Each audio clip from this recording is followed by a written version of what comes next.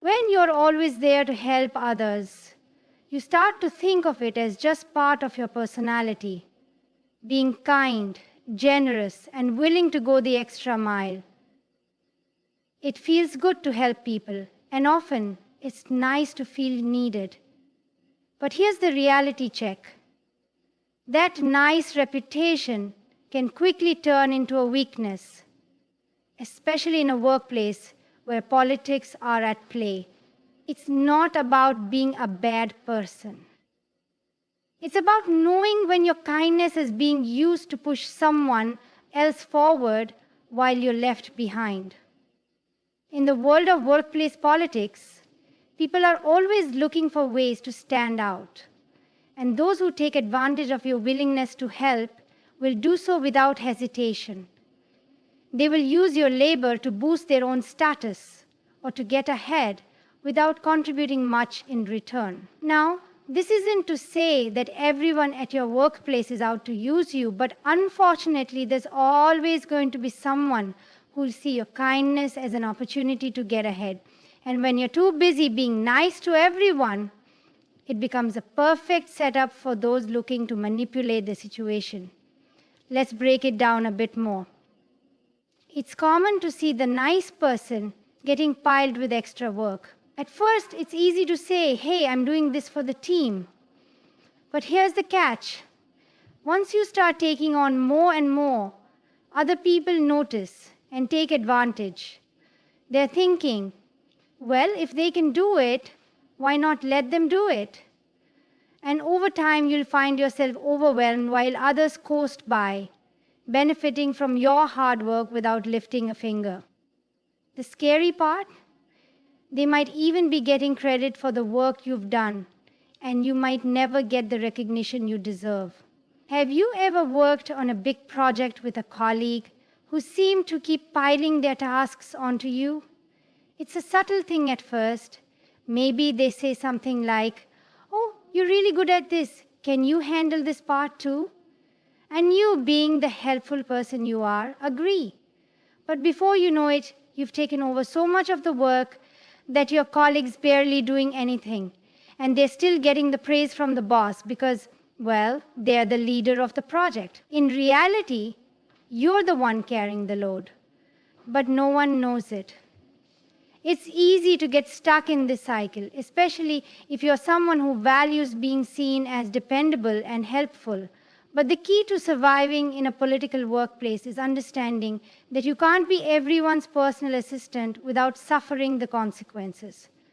Sure, it feels good to be liked and to have people rely on you, but the truth is, these people might not have your best interests at heart. In fact, they might just be using you as a stepping stone in their career advancement.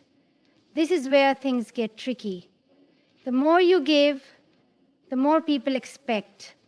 And soon, they stop seeing you as a peer and more as someone to exploit.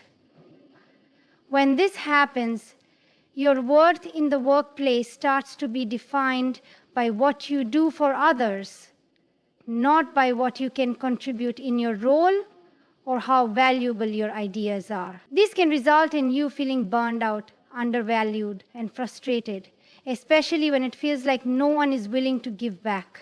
You might start noticing that people only approach you when they need something.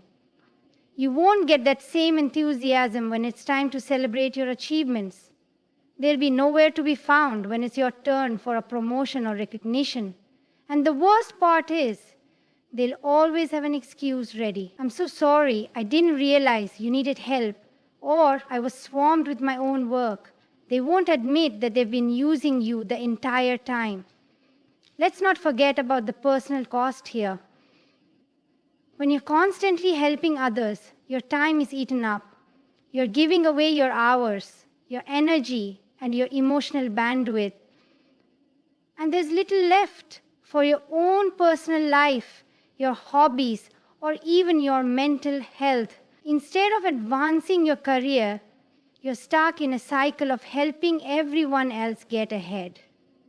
It's easy to lose sight of your goals when you're too busy trying to fix other people's problems. And the irony is, that while you're helping others climb the ladder, you might be stuck at the bottom, exhausted and unappreciated. So let's take a step back. How can we prevent this from happening to you? How can you break free from this cycle and take control of your time and energy? First, start setting boundaries. It's essential to know your limits and stick to them. It's okay to say no, even if you feel bad about it. If someone asks you to take on an additional task, be honest about whether you have the time and bandwidth to help. If you don't hesitate to say, I wish I could, but I'm swamped right now. You don't owe anyone an explanation beyond that. Your time and energy are precious and you need to protect them. Second, stop doing the work that others should be handling themselves. Sometimes it's tempting to just take over because you feel like you can do it faster or better. But constantly rescuing others only reinforces the idea that you're the fixer, and that's not a sustainable role. Instead, try to delegate or encourage others to take responsibility for their own tasks. If they want to grow in their roles, they need to learn to manage their workload too. You can offer advice or guidance, but don't let them use you as a crutch. Third, recognize when you're being exploited. If you notice that people are only coming to you when they need something and are never around when you need help, it's time to reevaluate those relationships. Are these people really your colleagues, or are they just users? Don't be afraid to speak up and let them know when their requests are too much. A well-timed, I've got my own responsibilities to handle, can go a long way in setting a healthy boundary. Lastly, focus on your own career development. Start prioritizing your own work and advancement. If you're always busy helping others, your own performance can slip through the cracks. Make sure you are doing enough to showcase your abilities to higher ups, whether that's taking on projects that align with your goals, volunteering for tasks that will highlight your strengths, or simply setting aside time to improve your skills. The truth is, you deserve to be treated with respect and appreciation. Your time and effort should be valued. And while being kind is a wonderful trait, don't let it be the thing that holds you back. Stop letting others take advantage of your kindness. Start setting boundaries, standing up for yourself, and focusing on your own success. Only then will you begin to see real change in your work life. And only then will you regain the control that was always yours to begin with. If you found this video helpful, don't forget to subscribe and check out the next video where we'll dive into how to say no without feeling guilty at work. It's time to take charge of your career and stop letting others use your kindness to their advantage.